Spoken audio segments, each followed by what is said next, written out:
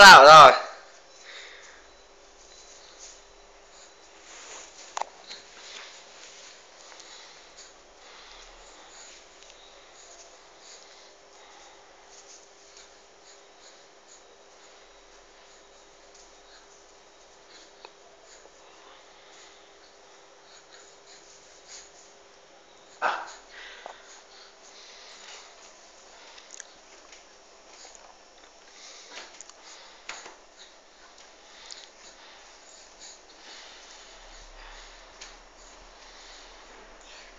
Quên bà em bé con trai con trai con trai con trai con trai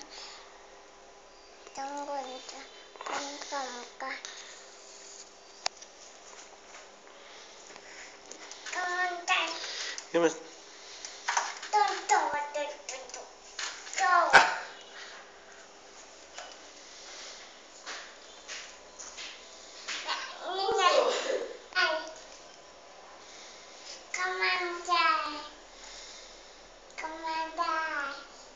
mày nhìn bố mà nào đứng tạo dáng nhìn vào máy ảnh bố chụp ảnh nhá. Tay quả này giơ lên nhớ ra sao con nói đi. Con mang tay nhìn bố mà hai tay giơ lên.